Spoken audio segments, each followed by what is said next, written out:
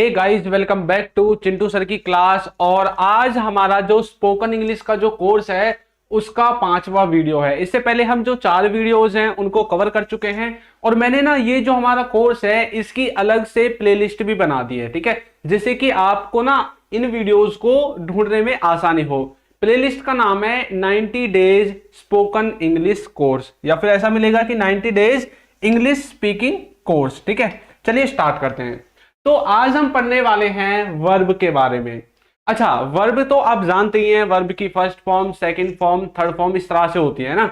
लेकिन बच्चे कंफ्यूज कहां पर रहते हैं? बच्चे कंफ्यूज रहते हैं कि सर वर्ब की फर्स्ट फॉर्म कहां पर लगाएं, सेकंड फॉर्म कहां पर लगाएं, थर्ड फॉर्म कहां पर लगाएं, और ये जो वर्ब की फॉर्म्स हैं इनको मॉडल्स में कैसे इस्तेमाल करें, टेंसेज में कैसे इस्तेमाल करें, या फिर इंग्लिश ग्रामर के और भी कई सारे कॉन्सेप्ट हैं उनमें हम ये जो हमारी वर्ब की फॉर्म्स हैं इनको कैसे इस्तेमाल कर सकते हैं। ठीक है, चलिए स्टार्ट करते हैं।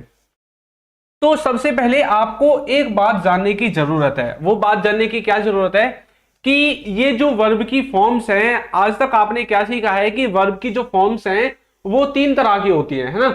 एक होती है वर्ब की फर्स्ट फॉर्म, एक होती है सेकंड फॉर्म और एक होती है थर्ड फॉर्म। गुड इवनिंग सभी बच्चों को, जितने भी बच्चे जुड़े हुए हैं। ठीक है, चलिए देखिए, जैसे यहां पर मैंने 3 वर्ब लिए हैं, ठीक है, फर्स्ट सेकंड थर्ड 3 लिए हैं मैंने। ठीक है, एक है गो, गो का हिंदी में मतलब होता है जाना। एक है प्ले, प्ले का मतलब होता है खेलना, और ईट का मतलब होता है खाना। तो आज तक आपने क्या सीखा है? देखिए, मैंने ये जो वर्ब है ना ये इसलिए लिए क्योंकि इनको आप जानते हैं, और जिस चीज को आप जानते हैं उससे यदि हम किसी कॉन्सेप्ट को सीखें तो आसान हो जाता है। अब यहां पर गो की फर्स्ट फॉर्म गो ही होती है, सेकंड फॉर्म है वेंट और थर्ड फॉर्म होती है गॉन। प्ले की फर्स्ट फॉर्म प्ले ही होती है, second form played, third form played ही होती है। ईट, एट, ईटन। तो इस तरह से वर्ब की 3 फॉर्म्स होती हैं। लेकिन रुकिए, वर्ब की असलियत में 3 फॉर्म्स नहीं होती। वर्ब की असलियत में 5 फॉर्म्स होती है। कितनी फॉर्म्स होती हैं?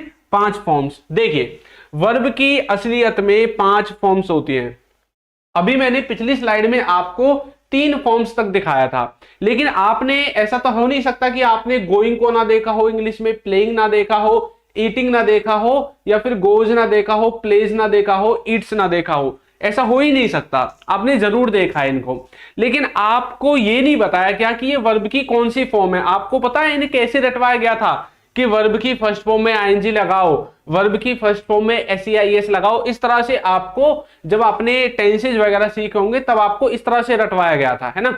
लेकिन असलियत में वर्ब की ये 4th फॉर्म होती है जब आप क्या करते हैं, वर्ब की फर्स्ट फॉर्म में क्या जोड़ देते हैं? आईएनजी जोड़ देते हैं। देखिए, वर्ब की फर्स्ट फॉर्म है, इसमें हमने आईएनजी जोड़ दिया, जैसे गो प्लस आईएनजी क्या बन गया? गोइंग, है ना। इसी तरह से प्ले में देखिए, प्ले क्या है? वर्ब की पहली फॉर्म है, और प्ले में जब मैं क्या जोड़ूंगा? आईएनजी जोड़ूंगा, तो वो बन जाएगा प्लेइंग। और ये कौन सी वर्ब की फॉर्म कहलाती है? वर्ब की 4th फॉर्म कहलाती है। ठीक है, जिन भी बच्चों ने वीडियो को लाइक नहीं किया है लाइक कर दीजिए।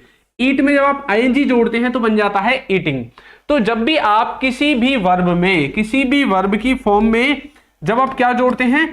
आईएनजी जोड़ते हैं, आईएनजी, तो वो जो आईएनजी वाली वर्ब है वो आपकी वर्ब की 4th फॉर्म होती है। और जब आप वर्ब की फर्स्ट फॉर्म में क्या जोड़ते हैं? वर्ब की फर्स्ट फॉर्म में एस या ईएस जोड़ते हैं, तो वो कौन सी फॉर्म हो जाती है? वो हो जाती है आपकी वर्ब की 5वीं फॉर्म।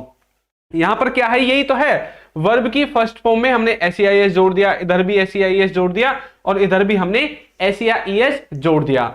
देखिए, आप ये तो जानते होंगे कि हमारी जो क्लासेस हैं वो रात को 9 बजे चलती है ना। इंग्लिश स्पीकिंग का जो एक कोर्स है फ्री ऑफ कॉस्ट जो हम कर रहे हैं, इसकी क्लासेस रात को 9 बजे चलती हैं रोजाना। तो जिन भी बच्चों को इंग्लिश को बिल्कुल बेसिक से सीखना है तो आप हमारी क्लासेस को ज्वाइन करना बिल्कुल ना भूलें।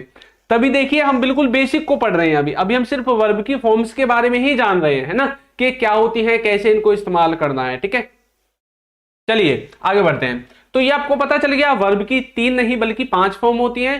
First form, second form, third form, 4th form और 5th फॉर्म। ठीक है, जैसे गो, वेंट, गॉन, गोइंग और गोज। इसी तरह से प्ले, प्लेड, प्लेड, प्लेइंग और प्लेज। ठीक है, तो इस तरह से वर्ब की टोटल 5 फॉर्म्स होती हैं।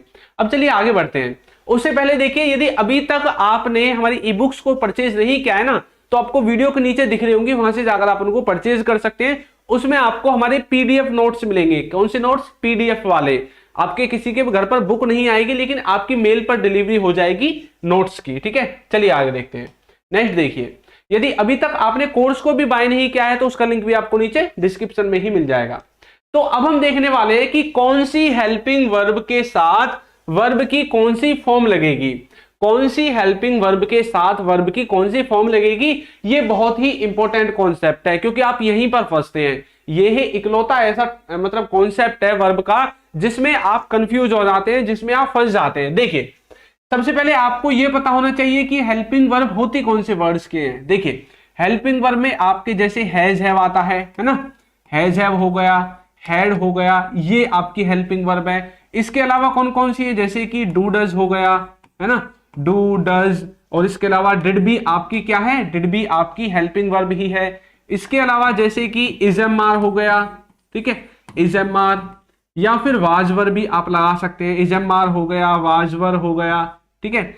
और इसी तरह से जैसे has have, had, do does, did, is am are, was were, इसी तरह से आपके विल भी होता है। क्या होता है? विल, ठीक है। अब ये जो विल है इसके कई फॉर्म्स होते हैं। एक विल होगा अकेला, एक विल बी होगा, ठीक है, एक होगा विल हैव, ठीक है। तो इस तरह से विल के अलग अलग फॉर्म्स होते हैं। तो ये होती हैं आपकी हेल्पिंग वर्ब। अब हमें यहीं पर कंफ्यूजन होता है, आप अटक जाते हैं, आपके समझ में नहीं आता कि कौन सी हेल्पिंग वर्ब के साथ वर्ब की कौन सी फॉर्म का हमें इस्तेमाल करना है ना। आईपीएस बॉय, मेरी आवाज सभी को ठीक आ रही है ना? एक बार मुझे जल्दी से कंफर्म करो कि सर साउंड आ रहा है। मेरी जो आवाज है वो आपको आ रही है ना सभी को? जल्दी से बताइए एक बार।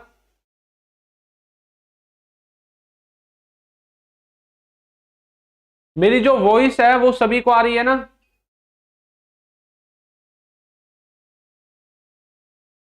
जल्दी से बताइए, वॉइस आ रही है ना मेरी सभी को? ठीक है, तो यहां पर क्या है, हैज हैव और जो हैड है इसके साथ आपको हमेशा वर्ब की थर्ड फॉर्म इस्तेमाल करनी है। कौन सी फॉर्म इस्तेमाल करनी है? वर्ब की थर्ड फॉर्म आपको इस्तेमाल करनी है। किसके साथ?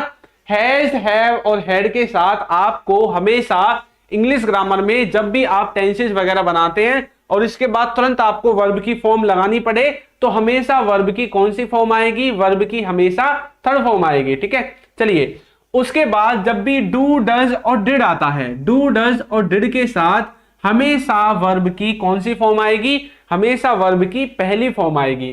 डू डज और डिड के साथ हमेशा वर्ब की कौन सी फॉर्म आती है? पहली फॉर्म आती है। ठीक है, तो ये बात आपको याद रखनी है।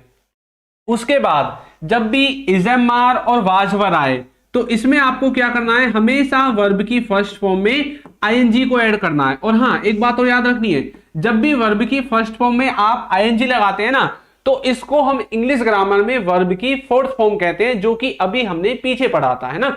जब भी हम वर्ब की फर्स्ट फॉर्म में आईएनजी लगाते हैं तो उसको इंग्लिश ग्रामर में वर्ब की फोर्थ फॉर्म के नाम से जाना जाता है, वर्ब की चौथी फॉर्म के नाम से जाना जाता है। ठीक है, जिन भी बच्चों ने अभी तक वीडियो को लाइक नहीं किया है, लाइक जरूर कर दें। उसके बाद जब भी आपको विल दिखे, यदि कहीं इकलौता विल है तो विल के साथ हमेशा वर्ब की पहली फॉर्म आएगी, और विल बी यदि कहीं पर दिखे तो विल बी मतलब वर्ब की फोर्थ फॉर्म इसके साथ लगेगी। और वर्ब की फोर्थ फॉर्म के बारे में मैंने आपको बता दिया, वर्ब की फोर्थ फॉर्म का मतलब होता है वर्ब की फर्स्ट फॉर्म में आईएनजी। जब भी आपको विल हैव दिखे तो विल हैव के साथ वर्ब की कौन सी फॉर्म लगेगी? विल हैव के साथ लगेगी वर्ब की थर्ड फॉर्म। ठीक है, अच्छा आपको ना एक चीज और याद रखनी है, ये जितने भी हैज हैव और हैड है ना, ये कौन से टेंस में इस्तेमाल होते हैं? ये होते हैं परफेक्ट टेंस में इस्तेमाल। किसमें? परफेक्ट टेंस में इस्तेमाल। ठीक है, और हमेशा परफेक्ट टेंस में वर्ब की थर्ड फॉर्म ही लगती है। ठीक है, डू डज और जो डिड है ना, ये हमेशा इंडेफिनिट में इस्तेमाल होंगे। किसमें? इंडेफिनिट में। किसका इंडेफिनिट? प्रेजेंट का और पास्ट का इंडेफिनिट। उसमें हमेशा डू डज और डिड लगते हैं, और चाहे प्रेजेंट परफेक्ट हो चाहे पास्ट परफेक्ट, उसमें क्या लगता है? वर्ब की थर्ड फॉर्म लगती है हैज हैव के साथ। अब ये जो इज एम आर और वाजवर हैं, ये कहां पर इस्तेमाल होते हैं? इज एम आर और वाजवर होते हैं इस्तेमाल कॉन्टिन्यूअस टेंस में। कौन से टेंस में? कॉन्टिन्यूअस टेंस में। ठीक है, अब ये कॉन्टिन्यूअस किसका है? इज एम आर तो हो गए प्रेजेंट में और वाजवर पास्ट में, यानी कि प्रेजेंट और पास्ट के कॉन्टिन्यूअस में आप इनका इस्तेमाल करते हैं। ठीक है, जो विल है, विल का इस्तेमाल हम सिर्फ कहां पर करेंगे, फ्यूचर टेंस में करेंगे। कहां पर करेंगे, फ्यूचर में। फ्यूचर के किस में, फ्यूचर के इंडेफिनिट टेंस में, यानी कि आने वाले भविष्य की बातों को बताने के लिए, अपनी प्लानिंग्स को बताने के लिए। अच्छा एक बात बताइए, फ्यूचर का मतलब क्या होता है? फ्यूचर का मतलब होता है जो काम आने वाले समय में होगा उन कामों को हम फ्यूचर कहते हैं, है ना। यानी कि आपने कुछ ना कुछ प्लान किया होगा आने वाले समय के लिए कि भैया आने वाले समय में हम ये करेंगे वो करेंगे, कपड़े खरीदेंगे, कार खरीदेंगे, है ना, बाइक खरीदेंगे। तो आपने जो भी प्लानिंग की है ना, कि हम रेस्टोरेंट में खाना खाने जाएंगे, तो ये सब के सब फ्यूचर की प्लानिंग है। तो फ्यूचर की प्लानिंग्स को बताने के लिए हमें विल का इस्तेमाल करना पड़ता है, और ये होगा फ्यूचर के कॉन्टिन्यूअस में, ठीक है, और ये होगा फ्यूचर के परफेक्ट में। तो ये तो मैंने एडवांस है, थोड़ा सा वैसे बता दिया। बाकी हमारा मेन फोकस ये है कि कौन सी हेल्पिंग वर्ब के साथ वर्ब की कौन सी फॉर्म लगेगी, ठीक है। तो ये इस तरह से आपको वर्ब की फॉर्म्स का इस्तेमाल करना है। हैज, हैव और हैड के साथ वर्ब की थर्ड फॉर्म लगेगी। हमेशा याद रखना, हैज, हैव, हैड जहां पर भी इंग्लिश ग्रामर में दिखाई दे, वर्ब की थर्ड फॉर्म आपको इस्तेमाल करनी है। डू, डज और डिड यदि कहीं पर आपको दिखाई देता है तो हमेशा वर्ब की पहली फॉर्म इसके साथ इस्तेमाल करनी है। इज, एम, आर और वाज वर कहीं पर दिखाई देता है तो हमेशा इसके साथ वर्ब की फर्स्ट फॉर्म में आईएनजी लगानी है, यानी कि इसको हम इंग्लिश में वर्ब की फोर्थ फॉर्म कहते हैं। कभी भी आपको विल दिखे तो वर्ब की फर्स्ट फॉर्म लगेगी, विल बी दिखे तो फोर्थ फॉर्म लगेगी, विल हैव दिखे तो वर्ब की थर्ड फॉर्म लगेगी, ठीक है। ये छोटा सा है, ये आपको याद रखना है। नीरज बोल रहा है सर हिंदी में पहचान बता दीजिए। मैं बता दूंगा अभी, धीरे धीरे जब हम आगे बढ़ेंगे तो सब कुछ आपको पता चल जाएगा, ठीक है। चलिए आगे बढ़ते हैं। देखिए इसके बाद आपको ना एक बात और याद रखनी है। चलो ये तो हमने देख लिया कि कौन सी वर्ब के, हेल्पिंग वर्ब के साथ कौन सी लगेगी। यदि मॉडल्स की हम बात करें, ठीक है, यदि मॉडल्स की बात करें कि कौन से मॉडल के साथ कौन सी वर्ब की फॉर्म लगेगी, तो देखिए यदि आपका जो मॉडल वर्ब है, ठीक है, पहले तो ये जान लिए मॉडल वर्ब होते कौन से। मॉडल वर्ब होते हैं जैसे कुड, वुड, है ना, शुड, मे, माइट, मस्ट, ये सब के सब आपके ईटीसी में लिख देता हूं, ये सब के सब आपके मॉडल के अंदर आते हैं। यदि आपका मॉडल वर्ब अकेला है, यदि अकेला मॉडल वर्ब आता है, यानी कि जैसे वुड, कुड, शुड इनमें से कोई भी अकेला आ जाए, उसके बाद डायरेक्ट वर्ब की फॉर्म लगानी पड़े, तो हमेशा वर्ब की कौन सी फॉर्म लगेगी, फर्स्ट फॉर्म लगेगी। लेकिन यदि मॉडल वर्ब के बाद, यदि मॉडल वर्ब के बाद क्या आ जाए, बी आ जाए, जब भी मॉडल वर्ब के बाद बी आएगा तो यहां पर दो केस निकल कर आते हैं। वो दो केस कौन कौन से हैं, एक तो इसमें वर्ब की थर्ड फॉर्म लग सकती है और एक वर्ब की फोर्थ फॉर्म लग सकती है। वर्ब की थर्ड फॉर्म कब लगेगी, वर्ब की थर्ड फॉर्म जब लगेगी जब ये जो मॉडल है आपका किस में होगा, पैसिव वॉइस में होगा। और वर्ब की फोर्थ फॉर्म तब लगेगी जब आप मॉडल को कॉन्टिन्यूअस टेंस की तरह इस्तेमाल करेंगे। कॉन्टिन्यूटी को जब आप बताना चाहेंगे तो तब आपको मॉडल में बी लगाना है और वर्ब की फोर्थ फॉर्म लगानी है। वर्ब की फोर्थ फॉर्म का मतलब मैंने आपको कई बार बता दिया है। वर्ब की फोर्थ फॉर्म मतलब वर्ब की फर्स्ट फॉर्म में आईएनजी जब आप लगाते हैं तो इंग्लिश ग्रामर में, इंग्लिश के हिसाब से इसको वर्ब की फोर्थ फॉर्म के नाम से जानते हैं, ठीक है। उसके बाद जब भी आपको मॉडल वर्ब के बाद, मॉडल वर्ब के बाद कहीं पर हैव लिखा दिखाई दे, जैसे आप कई बार देखते हैं ना, वुड के साथ हैव, कुड के साथ हैव, शुड के साथ हैव, जब भी मॉडल वर्ब के बाद हैव लिखा दिखाई दे तो इसका मतलब है कि भैया मॉडल वर्ब के बाद जब भी हैव आएगा और वर्ब आपको लगानी पड़े तो वर्ब हमेशा थर्ड फॉर्म के रूप में आती है। किसके फॉर्म के रूप में, वर्ब हमेशा थर्ड फॉर्म के रूप में आती है। मॉडल के बाद जब भी हैव आएगा तो वर्ब थर्ड फॉर्म लगेगी, मॉडल के बाद बी आएगा तो दो केसेस होंगे, या तो थर्ड फॉर्म आएगी या फोर्थ फॉर्म आएगी। थर्ड फॉर्म तब आएगी जब हम पैसिव में बनाएंगे और फोर्थ फॉर्म तब आएगी जब हम कॉन्टिन्यूअस टेंस की तरह मॉडल वर्ब को इस्तेमाल करेंगे। यदि मॉडल वर्ब अकेला आता है तो वर्ब की कौन सी फॉर्म लगेगी, वर्ब की हमेशा पहली फॉर्म लगेगी। इसके बाद भी कुछ और हैं, जैसे कि यदि मॉडल वर्ब के बाद, मॉडल वर्ब के बाद हैव टू आए, जैसे कि would have to, could have to, should have to, may have to, might have to, must have to, इस तरह से यदि मॉडल वर्ब के बाद हैव टू आता है तो इसके बाद हमेशा वर्ब की पहली फॉर्म लगती है। कौन सी फॉर्म लगती है, हमेशा वर्ब की पहली फॉर्म लगती है, ठीक है। कपिल कुमार बोल रहे हैं कि सर विल और शैल के साथ बता दीजिए। देखिए विल के साथ हमेशा वर्ब की फर्स्ट फॉर्म लगेगी और शैल के साथ भी फर्स्ट फॉर्म ही लगेगी। लेकिन अगर विल के साथ बी आता है तो वो मैंने आपको केस बता दिया था, बी आता है तो वर्ब की फोर्थ फॉर्म लगेगी, हैव आता है तो वर्ब की थर्ड फॉर्म लगेगी। तो ये केसेस मैंने आपको पहले ही बता दिए थे, ठीक है। सरजीत बोल रहा है कि पूजा बोल रही है कि सर एग्जाम्पल बता दीजिए। ठीक है, कोई बात नहीं, मैं एग्जाम्पल आपको चलिए बता देता हूं। ठीक है, चलिए इधर लिखते हैं एग्जाम्पल्स। ठीक है, तो इसको भी फिलहाल हम यहां से हटा देते हैं, या फिर इसको एक काम करते हैं, इसको छोटा कर देते हैं ना, जिससे कि हमारे एग्जाम्पल्स भी आ जाएं। चलिए इसको कर देते इधर। अब चलिए कुछ एग्जाम्पल्स देखते हैं। यदि मॉडल वर्ब अकेला आता है, जैसे हम बोलते हैं ना मैं कर सकता हूं, तो मैं बोलता हूं आई कैन डू, है ना, आई कैन डू इट, मैं यह कर सकता हूं। तो आपने देखा कोई भी मॉडल वर्ब आए, अब कैन के स्थान पर मे आ जाए, वुड आ जाए, ठीक है, कुछ भी आ जाए, तो हमेशा क्या रहेगी, वर्ब की फर्स्ट फॉर्म ही रहेगी। ये जो डू है ना, डू ही आएगा हमेशा। तो जब भी मॉडल वर्ब अकेला आएगा तो वर्ब की कौन सी फॉर्म लेकर आएगा, फर्स्ट फॉर्म लेकर आएगा। यदि मैं ऐसा बोलूं मुझे जाना चाहिए, ठीक है, या फिर चलो मुझे जाना चाहिए था, इस तरह से मैं बोल देता हूं, ये जो मॉडल वर्ब है ये क्या लेकर आएगा, ये हैव लेकर आएगा। देखिए कैसे, मुझे जाना चाहिए था, आई शुड हैव गॉन। ठीक है, तो यहां पर देखिए क्या हुआ है, शुड के साथ जैसे ही मैंने हैव लिखा, मैंने आपको बताया था जब भी आप मॉडल वर्ब के बाद हैव लगाएंगे तो वर्ब की कौन सी फॉर्म आएगी, थर्ड फॉर्म आएगी। तो जैसे ही मैंने शुड के बाद हैव लिखा तो गो की थर्ड फॉर्म क्या होती है, गो की थर्ड फॉर्म होती है वेंट, उस गॉन, सेकंड फॉर्म वेंट और थर्ड फॉर्म गॉन होती है। ठीक है, तो मैंने क्या लिखा, वर्ब की थर्ड फॉर्म यहां पर लिख दी। इस तरह से आप समझ सकते हैं। अब यहां पर वुड के स्थान पर, शुड के स्थान पर वुड आ जाए, कुड आ जाए, मे आ जाए, माइट आ जाए, इससे हमें कोई फर्क नहीं पड़ता। यदि मॉडल वर्ब के बाद हैव है तो वर्ब की थर्ड फॉर्म ही आएगी हमेशा। ठीक है, सॉरी, तो ये बात आपको याद रखनी है।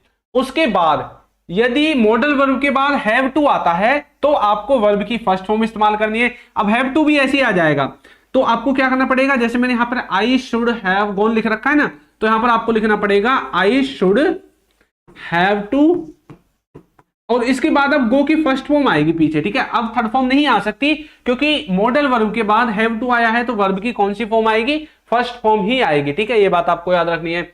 अब रह गया बी वाला। यदि मॉडल वर्ब के बाद हम बी लगाते हैं, जैसे कि आई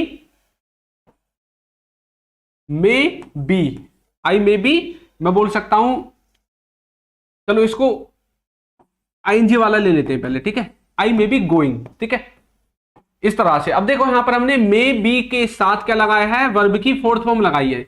ये जो है ये वर्ब की फोर्थ फॉर्म है जो आईएनजी वाली होती है।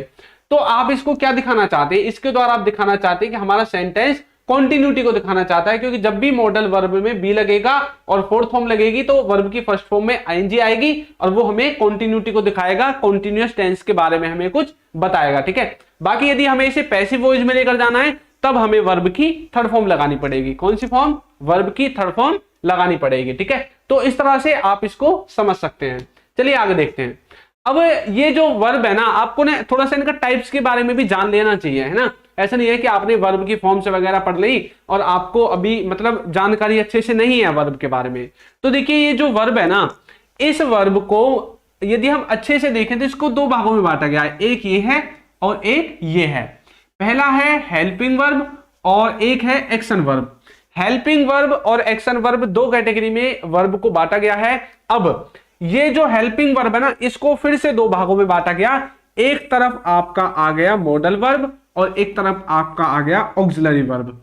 अच्छा, आपको पता है ये ऑक्सिलरी वर्ब कौन सा होता है? ऑक्सिलरी वर्ब में आपके वही वर्ब आते हैं जो आप इज एम आर पढ़ते हैं ना, is am are, was were, has have, है ना, हैज हैव और डू डज डिड।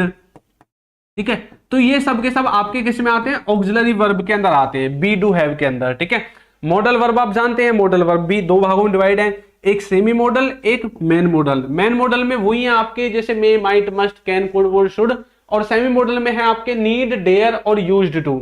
ये सेमी मॉडल में क्यों रखे गए? क्योंकि ये कभी मॉडल का काम करते हैं और कभी वर्ब का काम कर देते हैं। ठीक है, और इसी तरह से जिस तरह से हमने इस वाली लाइन को समझा है कि भैया हेल्पिंग वर्ब को दो भागों में बांटा गया, ऑक्सिलरी वर्ब और मॉडल वर्ब। मॉडल वर्ब को भी दो भागों में बांटा गया, लेकिन ये जो हमारा एक्शन वर्ब है ना, इसको दो ही भागों में बांटा गया। एक तरफ आपके वो एक्शन होंगे जिनको फिजिकल रूप से करते हैं, एक तरफ आपकी जो वर्ब है वो स्टेट वर्ब होगी, यानी कि जो आपकी अवस्था को बताने वाली वर्ब है। किसको बताने वाली वर्ब है? अवस्था को बताने वाली वर्ब है।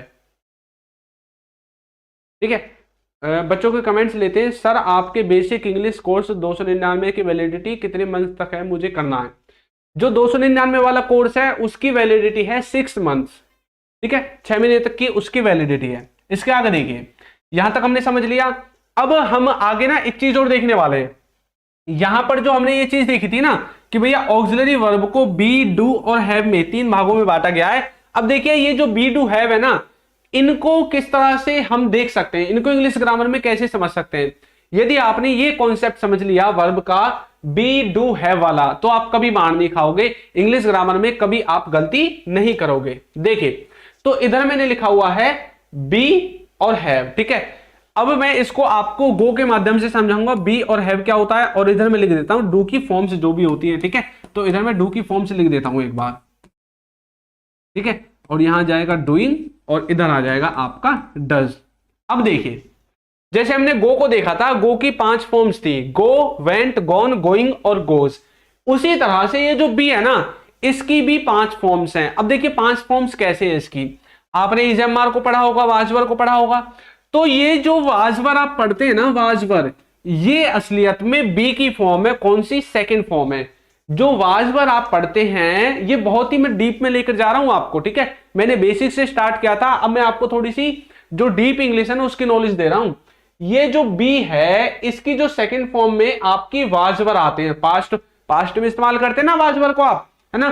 तो ये जो बी की सेकंड फॉर्म होती है वाजवर जो होता है, ठीक है। उसके बाद आपने बिन देखा होगा, बिन जैसे आपने कहां पर इस्तेमाल किया है, हैज के साथ बिन लगाते हैं, हैव के साथ बिन लगाते हैं, हैड के साथ। तो ये वर्ब की कौन सी फॉर्म है? थर्ड फॉर्म है, ठीक है। बीइंग भी आपने देखा होगा, ये वर्ब की फोर्थ फॉर्म है। और जो आप इजएमआर पढ़ते हैं ना, इजएमआर वर्ब की असलियत में वर्ब की 5वीं फॉर्म है। कौन सी फॉर्म है? इजएमआर वर्ब की 5वीं फॉर्म है, ठीक है। ये बात आपको याद रखनी है। देखिए उसके बाद ये जो हैव है, हैव को समझिए। हैव आपको कंफ्यूज करता है। हैव आपको कैसे कंफ्यूज करता है? क्योंकि कहीं पर ये किसी तरह से इस्तेमाल होगा, कहीं पर किसी तरह से इस्तेमाल होगा। लेकिन आपको एक बात याद रखना है, देखिए जो हैव है ना, ये वर्ब की पहली फॉर्म है। कौन सी फॉर्म है? वर्ब की पहली फॉर्म है, ठीक है। जिन भी बच्चों ने वीडियो को अभी तक शेयर नहीं किया है तो वीडियो को एक बार शेयर जरूर करें अपने ग्रुप्स पे, ठीक है। और जो बच्चे इंग्लिश सच में सीखना चाहते हैं तो हमारी क्लासेस रोजाना रात को 9 बजे स्टार्ट होती हैं और ये तब तक चलेगी जब तक हमारा एक टॉपिक कंप्लीट नहीं हो जाएगा। अब चाहे हमारा टॉपिक 30 मिनट में कंप्लीट हो, चाहे 40 मिनट में कंप्लीट हो, ठीक है, ये तब तक चलती रहेंगी। अब ये जो हैव है, हैव क्या है? वर्ब की पहली फॉर्म है। हैड जो है वो वर्ब की सेकंड फॉर्म भी है और थर्ड फॉर्म भी है, ठीक है। तो have first form, had second form, had third form भी है। हैविंग जो हम पढ़ते हैं वो असलियत में वर्ब की फोर्थ फॉर्म है। कौन सी फॉर्म है? फोर्थ फॉर्म है। हैविंग हमेशा वर्ब की फोर्थ फॉर्म रहता है, ठीक है, ये बात आपको याद रखनी है। और जो हम हैज पढ़ते हैं ना, बार बार हैज है चिल्लाते रहते हैं, ये जो हैज है ये वर्ब की 5वीं फॉर्म है। हैज कौन सी फॉर्म है? वर्ब की 5वीं फॉर्म है। ये बात आपको याद रखनी है, बहुत डीप इंग्लिश में मैं आपको लेकर जा रहा हूं। हैव वर्ब की फर्स्ट फॉर्म है, हैड वर्ब की सेकंड और थर्ड फॉर्म में आता है, हैविंग फोर्थ फॉर्म है, और जो हैज है वो वर्ब की 5वीं फॉर्म है, ठीक है। ये बातें आपको याद रखनी है, ठीक है। नीरज कुमार बोल रहा है लगता है आज हम लोग 100 पार कर देंगे। पूरी कोशिश करिए। देखिए जितने ज्यादा बच्चे जुड़ेंगे उतने अच्छे से मैं और जो नेक्स्ट वीडियो होगी उसमें और अच्छे से कॉन्सेप्ट को लेकर आऊंगा आपके लिए, ठीक है। चलिए आगे बढ़ते हैं। तो जो भी बच्चे इंग्लिश सीखना चाहते हैं ना, आप उनके पास वीडियो को शेयर कर दिया करें जिससे कि ज्यादा से ज्यादा बच्चे जुड़ सकें, ठीक है। और हाँ, एक बात और आपको याद रखनी है कि वीडियो को लाइक जरूर कर दे जिन बच्चों ने लाइक नहीं किया है। देखिए ये जो वर्ब होती है ना, वर्ब जो हम वर्ब की फॉर्म्स पढ़ रहे हैं, first form, second form, third form, ठीक है, इसका हिंदी में मतलब क्या होता है? काम। काम यानी कि कार्य। हिंदी में मतलब क्या होता है? काम यानी कि कार्य, ठीक है। कोई भी कार्य जो कर्ता के द्वारा किया जाता है उसको हम वर्ब कहते हैं। कौन सी वर्ब कहते हैं? मेन वर्ब कहते हैं। कौन सी वर्ब? Main verb. जो भी आप फॉर्म्स पढ़ते हैं ना, वर्ब की first form, second form, third form, ये आपकी मेन वर्ब के अंदर आती है। अब ये जो वर्ब है इसी को हम दो तरह से देखते हैं ना, एक एक्शन वर्ब होती है, एक हेल्पिंग वर्ब। ये जो एक्शन वर्ब है ना, इसी को हम मेन वर्ब कहते हैं। और यहां पर भी आप लिख सकते हैं मेन वर्ब, ठीक है। जो आप काम करते हैं ना उसको आप मेन वर्ब की कैटेगरी के अंदर रखते हैं। अब ये जो एक्शन वर्ब है, हिंदी में कैसे वर्ड्स आते हैं? जैसे कि चलना, पढ़ना, दौड़ना, खाना, सोना, इस तरह के वर्ब जो वर्ड्स हैं वो आते हैं एक्शन वर्ब में, ठीक है। बाकी जो हेल्पिंग वर्ब है ना, उसको तो मैंने जो हमारी पिछली वीडियो थी उसमें कवर कर दिया था। और यदि आप वीडियोस को सीरियल वाइज नहीं देख रहे हैं ना, तो सीरियल वाइज जरूर देखें। मैंने इनकी अलग से प्लेलिस्ट भी बना रखी है, जिससे आपको ना नंबर वाइज वीडियोस मिलेंगी। देखिए यहां पर ये जो वीडियो आज हम पढ़ रहे हैं इस वीडियो में, तो यहां पर देखिए एक नंबर लिखा हुआ है 5, है ना। तो इसका मतलब है कि 5वीं वीडियो है। इससे पहले की पहली, दूसरी, तीसरी, चौथी, यानी कि जो 4 वीडियोज हैं वो आपको प्लेलिस्ट में मिल जाएंगी। यदि आप सीरियल वाइज पढ़ेंगे तो ये आपके लिए अच्छा रहेगा। इससे आपको याद करने में आसानी होगी और आपका जो कॉन्सेप्ट है वो बिल्ड होता चले जाएगा, ठीक है। बिल्ड होता बेसिक से और हम एडवांस की तरफ बढ़ रहे हैं। उसके बाद देखिए ये जो मॉडल वर्ब है ये आपको पता है, सेमी मॉडल वर्ब है, इनके बारे में आप जानते हैं क्योंकि इनके बारे में मैंने आपको पहले ही जानकारी दे दी थी, ठीक है। और जितने बच्चे इसका स्क्रीनशॉट लेना चाहते हैं वो स्क्रीनशॉट ले सकते हैं। आगे देखिए, अब हम हेल्पिंग वर्ब के बारे में थोड़ी सी जानकारी लेंगे कि ये हेल्पिंग वर्ब काम क्या करती है। देखिए हेल्पिंग वर्ब को हिंदी में हम बोलते हैं सहायक क्रिया। कौन सी क्रिया? सहायक क्रिया। हमें वाक्य के समय के बारे में जानकारी देती है। हेल्पिंग वर्ब क्या कर रही है?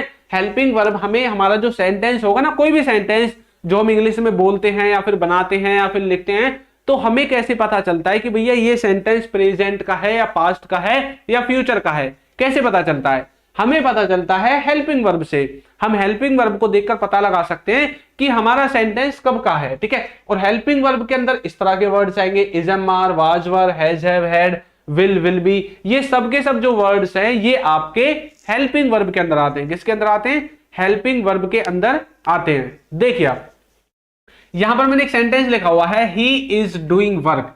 ही इज डूइंग वर्क, वह काम कर रहा है। इसकी हिंदी ये है, ही इज डूइंग वर्क, वह काम कर रहा है। अच्छा, मुझे कैसे पता कि वो काम अभी कर रहा है या पास्ट के किसी काम को कर रहा था, उसकी बात हो रही है? मुझे पता चला इस हेल्पिंग वर्ब से, जो मैंने रेड कलर में लिखी हुई है। क्यों पता चला? क्योंकि इज, एम, आर में से यदि कोई भी आ जाएगा कहीं पर भी, तो उसका मतलब है कि वो प्रेजेंट के कंटीन्यूअस को दिखाना चाहता है टेंसेज के द्वारा। टेंसेज में इज, एम, आर का इस्तेमाल हम प्रेजेंट कंटीन्यूअस में ही तो करते हैं, और प्रेजेंट कंटीन्यूअस का मतलब है जो काम अभी हो रहा है।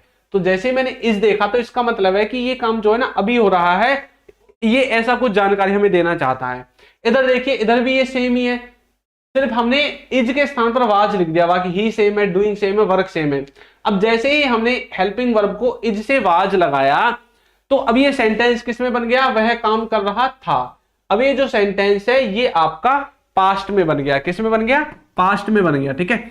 अब ये पास्ट में बना क्यों? ये पास्ट में इसलिए बना क्योंकि हमने इसकी हेल्पिंग वर्ब को चेंज कर दिया। और हेल्पिंग वर्ब को चेंज करने से क्या होता है?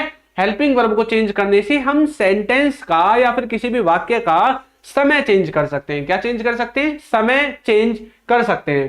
तो जैसे ही वाज आया तो मुझे पता चल गया कि भैया वाज वर्ब का इस्तेमाल तो हम पास्ट में करते हैं, मतलब ये सेंटेंस मुझसे पास्ट के बारे में कुछ बोलना चाहता है ना। पास्ट के बारे में मुझसे कुछ बोलना चाहता है। He has done work. अच्छा, अब इसमें हैज आया है हेल्पिंग वर्ब। अब हैज हैव का इस्तेमाल मुझे पता है हम प्रेजेंट में करते हैं। कहां पर? प्रेजेंट के परफेक्ट में। तो मुझे पता चल गया सेंटेंस प्रेजेंट परफेक्ट का है। तो हेल्पिंग वर्ब से ही हम पहचानते हैं कि हमारा सेंटेंस कब का है। इसका मतलब है कि उसने काम कर लिया है या फिर वह काम कर चुका है, किसी भी तरह से आप बोल सकते हैं। He had done work. अच्छा, आपने एक चीज देखी, हमने सब में सब्जेक्ट सेम लिया है ना। सब्जेक्ट तो हमने सेम लिया है, लेकिन हमारा सेंटेंस का जो सेंस है, जो टेंस है, जो समय है, वो हेल्पिंग वर्ब के द्वारा चेंज हो रहा है। लेकिन आपने एक बात और नोटिस की, इस वीडियो में वर्ब के बारे में पढ़ रहे हैं ना। अब यहां पर क्या हुआ है, जब हमने हेल्पिंग वर्ब जो है हमारी सेम टेंस में रखी, चलो ये प्रेजेंट कंटीन्यूअस है तो हमने पास्ट कंटीन्यूअस में रखी, यानी कि कंटीन्यूअस में ही रखी, तो हमारी हेल्पिंग वर्ब के बाद जो वर्ब है वो चेंज नहीं हुई। लेकिन जैसे ही हमने अपनी जो सेंटेंस की हेल्पिंग वर्ब को टेंस चेंज कर दिया, प्रेजेंट, जैसे प्रेजेंट कंटीन्यूअस था तो प्रेजेंट परफेक्ट में हमने रख दिया। अब जैसे हमने देखिए परफेक्ट में रखा, तो जैसे ही हैज हैव आया तो वर्ब की जो फॉर्म है वो चेंज हो गई। इधर थी डूइंग, इधर अब क्या हो गई? डन हो गई। इधर देखिए डन हो गई, है ना। तो इसका मतलब क्या है कि हमारा जो हेल्पिंग वर्ब है उस पर हमारी वर्ब की फॉर्म डिपेंड करती है कि कौन सी वर्ब की फॉर्म आएगी। फर्स्ट फॉर्म आएगी, सेकंड फॉर्म आएगी, थर्ड फॉर्म आएगी, ठीक है। CTA अल्फा स्पोकन इंग्लिश पर क्लासेस क्यों नहीं चल रहा है? देखिए उस पर ना क्लासेस अभी चलेंगी कुछ समय बाद, मुश्किल से उस पर भी कम से कम 1 वीक और लगेगा, ठीक है। उस पर कुछ इशू है तो एक वीक उसमें लग जाएगा उसको सोल्व करने में। उसके बाद जो अल्फा स्पोकन इंग्लिश चैनल है हमारा, दूसरा चैनल यदि आप नहीं जानते हैं तो हमारे चैनल का नाम है अल्फा स्पोकन इंग्लिश, ठीक है। उस पर भी क्लासेज आपकी चलेंगी और उसको भी आप सब्सक्राइब कर सकते हैं।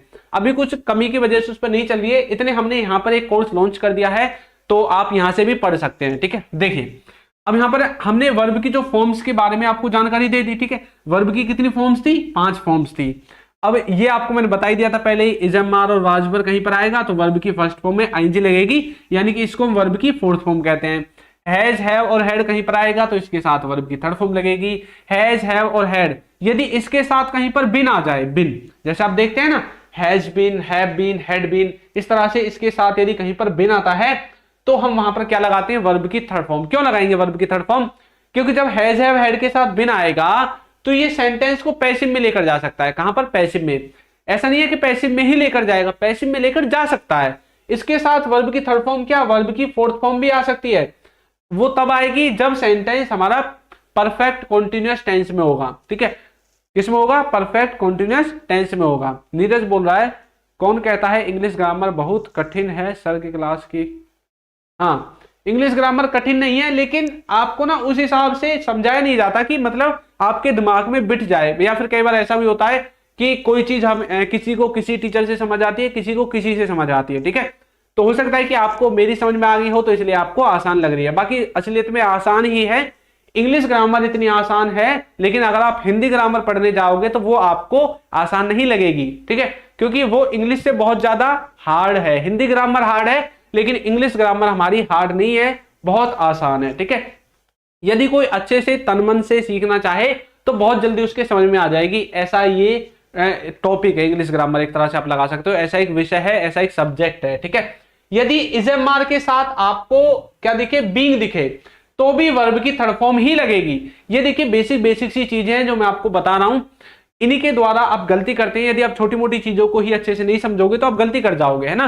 तो पहले आप इनको मजबूत कर लोगे तो आपसे गलती होगी नहीं। आपको पता है कि भैया वर्ब की फॉर्म कौन सी किसके साथ लगेगी। मैं बोलने लगूं, मान लीजिए मैंने बोल दिया आई हैव, ठीक है, मैंने बोल दिया आई हैव गो, इस तरह से मैंने बोल दिया आई हैव गो। अब यदि मुझे इंग्लिश ग्रामर आती है और आपने मुझसे पढ़ी है और इस तरह के टॉपिक्स आपने समझे हैं, क्योंकि इस तरह के टॉपिक्स आपको जो वीडियोस हैं वो सिर्फ हमारे ही चैनल पर मिलेंगी और इतनी जल्दी आपको यूट्यूब पर ही नहीं मिलेंगी। मैंने बहुत देखा है सर्च करके, इसलिए मैं आपके लिए ऐसी वीडियोस लेकर आया हूं जिसमें मैंने स्पेशल वर्ब के टॉपिक को समझाया है कि कब क्या करना चाहिए, है ना। यदि आपको ऐसा कहीं पर दिखे, कोई बोले या कहीं पर लिखा दिखाई दे तो आपको पता चल जाएगा। क्या पता चल जाएगा? कि सर आपने बताया था हैज हैव के साथ तो वर्ब की थर्ड फॉर्म आती है, अब ये गो तो फर्स्ट फॉर्म है, मतलब गलत है ना। तो इस तरह से इस टॉपिक को समझने से ये आपको फायदा होगा कि आप कभी भी वर्ब की जो फॉर्म्स है उसमें गलती नहीं करोगे। आप हेल्पिंग वर्ब को देखकर पहचान लोगे कि वर्ब की कौन सी फॉर्म आएगी। आपको ना एक बात हमेशा याद रखनी है जो मैं आपको हर वीडियो में बताता हूं, सेंटेंस को हम बनाने के लिए इस वाले फॉर्मूले का इस्तेमाल करते हैं हमेशा, ठीक है। इस वाले फॉर्मूले का हमेशा हम इस्तेमाल करते हैं किसी भी सेंटेंस को बनाने के लिए। अब यहां पर एक बात आपको याद रखनी है, ये जो हेल्पिंग वर्ब है ना, ये कैसे आएगी? ये आपका सब्जेक्ट डिसाइड करेगा कि हेल्पिंग वर्ब कौन सी आएगी। हमारा सब्जेक्ट डिसाइड करता है कि हमें वर्ब, जो हेल्पिंग वर्ब है हमारी, वो कौन सी लगानी है। यदि सब्जेक्ट थर्ड पर्सन सिंगुलर है तो सिंगुलर ही जो हेल्पिंग वर्ब उसको लेगा। यदि हमारा सब्जेक्ट प्लूरल है तो प्लूरल ही हमारी हेल्पिंग वर्ब लेगा। अब जैसे मान लो सब्जेक्ट है हमारा ही, अब ही के साथ हम हैज तो नहीं लगा सकते, ही के साथ हैव तो नहीं लगा सकते, हैज ही लगाना पड़ेगा। अब जैसे ही हमारा सब्जेक्ट है तो इसके साथ डू तो नहीं लगा सकते, हमें डज ही लगाना पड़ेगा। तो मतलब सब्जेक्ट डिसाइड करेगा भैया क्या आना चाहिए। अब हैव किसके साथ लगा सकते हैं? आई के साथ, वी के साथ, यू के साथ। इस तरह के सब्जेक्ट आते हैं तो हैव लगाइए, इस तरह के सब्जेक्ट आते हैं तो खूब आप डू का इस्तेमाल करिए। तो हमारा क्या कर रहा है? सब्जेक्ट हमारा चेक कर रहा है, सब्जेक्ट हमारा बताएगा कि कौन सी हेल्पिंग वर्ब आएगी। लेकिन एक बात आपको याद रखनी है, अब ये हेल्पिंग वर्ब भी तो डिसाइड करेगी कि वर्ब की कौन सी फॉर्म आएगी। हेल्पिंग वर्ब हमारी डिसाइड करती है वर्ब की कौन सी फॉर्म आएगी टेंस में। सब्जेक्ट डिसाइड करेगा कि कौन सी हेल्पिंग वर्ब आएगी, हेल्पिंग वर्ब डिसाइड करेगी कौन सी वर्ब की फॉर्म आएगी, ठीक है। ये जो सीक्वेंस है ये आपको याद रखना है, कभी भी आपसे गलती नहीं होगी। निशु बोल रही है कि सर मेरा नाम लो, जी ले लिया आपका नाम, ठीक है। निशु निशु निशु, बस। ठीक है, चलिए आगे बढ़ते हैं, समझ में आया। अब आगे देखिए, आगे जो हमारा नेक्स्ट है उसमें हम क्या देखेंगे। ये जो मॉडल वर्ब है, ये है तो वर्ब ही, लेकिन ये बात किसके बारे में करती है, ये क्या करती है बात। देखिए, मॉडल वर्ब हमें वाक्य की संभावना या पॉसिबिलिटी के बारे में जानकारी देती है। किसके बारे में, वाक्य की संभावना के बारे में। मान लो आपने किसी से कोई सेंटेंस बोला, आपने बोला वह काम कर रहा होगा, इस तरह से आपने किसी से बोल दिया। आपसे किसी ने पूछा भी वो क्या कर रहा होगा, आपने बोला वो काम कर रहा होगा। अब ये तो जरूरी नहीं है कि वो काम ही कर रहा होगा, है ना, आपने तो बस एक अंदाजा लगा दिया कि मेरे हिसाब से तो काम कर रहा होगा। तो मतलब ये क्या करते हैं मॉडल वर्ब, ये हमें पक्की जानकारी नहीं देंगे, ये हमेशा पॉसिबिलिटी में बात करेंगे। किस में बात करेंगे, पॉसिबिलिटी में बात करेंगे। ठीक है, समझ में आ गया, पॉसिबिलिटी में बात करेंगे। अब मॉडल वर्ब के अंदर ऐसे आते हैं जैसे वुड हो गया, could, should, may, might, must, ये सब के सब आपके किसके अंदर आएंगे, मॉडल वर्ब के अंदर आएंगे। एक बात और आपको याद रखनी है, आप एक ही सेंटेंस को बहुत सारी मॉडल वर्ब के द्वारा बना सकते हैं, उसका सेंस जो है, जो मीनिंग है वो तो सेम रहेगा, लेकिन उस काम को होने की जो संभावना है वो आपकी कम ज्यादा हो जाएगी। क्या हो जाएगी, कम ज्यादा आपकी हो जाएगी। ठीक है, देखिए जैसे मैंने लिखा है he would be doing work. ठीक है, इधर देखिए बाकी के जो सेंटेंसेस है चार, इनमें भी मैंने सेम लिखा है, सब में सब्जेक्ट सेम है, doing work doing work doing work, सब सेम है। मैंने चेंज क्या किया है, सिर्फ वर्ब जो मॉडल वर्ब है उसको चेंज कर दिया, किसी में वुड ले लिया, किसी में मे ले लिया, किसी में मैंने मस्ट ले लिया, किसी में कुड ले लिया। अब इन सब का जो सेंस है वो हिंदी में सेम रहेगा, लेकिन ये सिर्फ क्या करेंगे, पॉसिबिलिटी के लेवल को, उस काम की होने की संभावना को कम ज्यादा कर देंगे। क्या कर देंगे, काम को होने की संभावना को कम ज्यादा कर देंगे। ठीक है, नीरज कुमार बोला है सर एक रिक्वेस्ट है कि आप अपने बुक्स के बारे में बता दीजिए कि कैसे खरीदें। देखिए मेरी जो पहली बात, तो आपको एक बात याद रखनी है, मेरी बुक्स नहीं है। ठीक है, मैंने अभी तक बुक्स प्रिंट नहीं करवाई हैं, जो प्रिंटेड थी वो खत्म हो गई, वो स्टॉक से आउट ऑफ स्टॉक हो गई है फिलहाल। अभी जो मेरे पास अवेलेबल है वो है ई बुक्स। क्या है, ई बुक्स।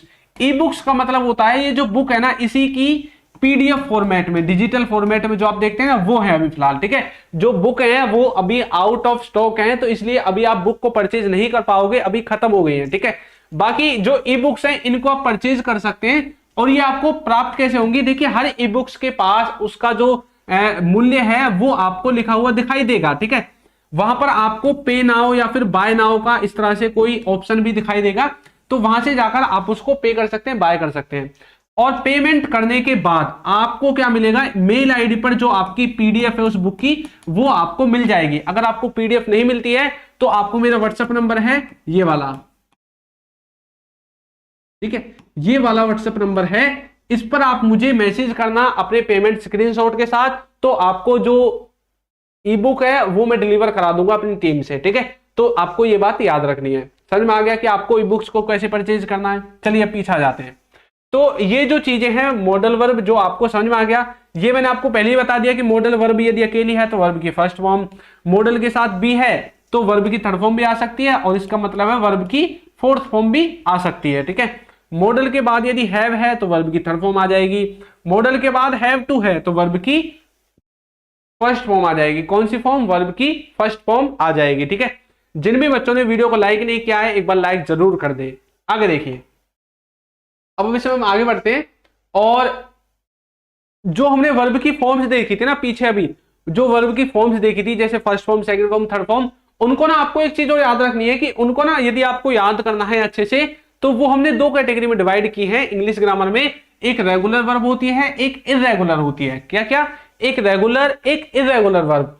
रेगुलर और इररेगुलर में अंतर क्या है, जो रेगुलर वर्ब है इसका मतलब है कि जो उसकी सेकंड और थर्ड फॉर्म होगी ना, उसके एंड में आपका ईडी रहेगा। क्या रहेगा, ईडी। यदि कोई भी आपकी वर्ब की फॉर्म जो सेकंड और थर्ड फॉर्म है वो ईडी से एंड हो रही है, तो उसका मतलब है कि वो कौन सी फॉर्म है आपकी, वो आपकी रेगुलर फॉर्म है। जैसे कि लुक, लुक फर्स्ट फॉर्म है, अब लुक के बाद इसकी सेकंड फॉर्म लुक्ड है और थर्ड फॉर्म भी लुक्ड ही है। लेकिन देखिए यहां पर जो सेकंड और थर्ड फॉर्म है ये किससे एंड हो रही है, ये हमारी एंड हो रही है ईडी से। किससे, ईडी से। तो जब भी कोई वर्ब की फॉर्म सेकंड और थर्ड फॉर्म ईडी से एंड होगी तो वो आपकी वर्ब की कौन सी फॉर्म बन जाएगी, रेगुलर बन जाएगी। ये यहां पर देखिए वर्क, वर्कड, वर्कड। अब यहां पर जो ईडी से एंड हो रही है इसलिए वर्ब की कौन सी फॉर्म है, रेगुलर फॉर्म है। यदि कोई वर्ब की फॉर्म सेकंड और थर्ड फॉर्म ईडी से एंड नहीं होती, वो कोई अलग होती है, डिफरेंट होती है या सेम होती है, तो वो आपकी इर्रेगुलर के अंदर आती है। जैसे कि गो, वेंट, गॉन, देखिए तीनों ही अलग अलग है। कट, कट, कट, तीनों एक जैसी है। Buy, bought, bought. अब देखिए यहां पर सेकंड और थर्ड फॉर्म तो सेम है, लेकिन ईडी के द्वारा एंड नहीं हो रही। अगर ईडी के द्वारा एंड होती तो फिर हम इसको इस कैटेगरी में रखते रेगुलर वाली में, लेकिन ईडी के द्वारा एंड नहीं हो रही इसलिए हमने इसको इर्रेगुलर वाली कैटेगरी में रखा है। किस में रखा है, इर्रेगुलर वाली कैटेगरी में रखा है। ठीक है, चलिए आगे देखते हैं। तो आज का लेक्चर बहुत ज्यादा लंबा हो गया है, एक छोटा सा टॉपिक और है उसको देख लेते हैं। देखिए अगर आप जो ये वर्ब हैं इनको एडवांस तरीके से पढ़ना चाहते हैं ना, एडवांस तरीके से, तो ये इनके कुछ टाइप्स होते हैं। यदि आपको वर्ब में ही अंदर जाना है, जैसे कि action verb, transitive, intransitive, linking, helping, modal verb, regular, irregular, phrasal verb, infinitives. ठीक है, तो इस तरह से इसके कुछ टाइप्स हैं। अब इसमें से हमने एक्शन वर्ब को देख लिया, हेल्पिंग वर्ब को देख लिया, मॉडल वर्ब को देख लिया, रेगुलर वर्ब को देख लिया, इर्रेगुलर वर्ब को देख लिया। सिर्फ ये रह गई हमारी फ्रेजल, इन्फिनिटिव और इधर से ट्रांजिटिव, इंट्रांजिटिव और लिंकिंग। ये 5 जो वर्ब हैं इनके टाइप्स हमारे रह गए हैं, तो इनकी हमें जरूरत नहीं है, तो इसलिए हमें इन्हें पढ़ना भी नहीं है। ठीक है, आगे बढ़िए। तो मैं आपकी प्रैक्टिस के लिए एक सेंटेंस लेकर आया हूं। सेंटेंस तो नहीं है, एक वर्ड है। आपको ये बताना है कि ये जो डू डज है ये कौन सी वर्ब है। डू डज जो है वो कौन सी वर्ब है, मॉडल वर्ब है, हेल्पिंग वर्ब है, ऑक्सिलरी वर्ब है। ठीक है, तो ये चीजें आपको बतानी है। तो अब हम मिलेंगे अपना जो हमारा नेक्स्ट वीडियो होगा एक नए टॉपिक के साथ। तब तक के लिए आप प्रैक्टिस कीजिए, जो भी हमने पढ़ा है उसको रिवीजन कीजिए, नोट्स बनाइए, और नेक्स्ट वीडियो में मिलते हैं कल रात को 9 बजे। तो सभी बच्चों को क्या है, गुड नाइट। ठीक है, और कल जुड़ना ना भूले, कितने बजे, 9 बजे, रात को 9 बजे रोजाना जुड़ना ना भूले। जिन भी बच्चों को फ्री में इंग्लिश सीखनी है और इंग्लिश के कॉन्सेप्ट बिल्ड करने, क्या करने, कॉन्सेप्ट को यदि आपको बिल्ड करना है तो चिंटू सर की क्लास में जुड़ना बिल्कुल ना भूलें। ठीक है, मिलते हैं कल 9 बजे। तब तक के लिए सभी बच्चों को गुड नाइट।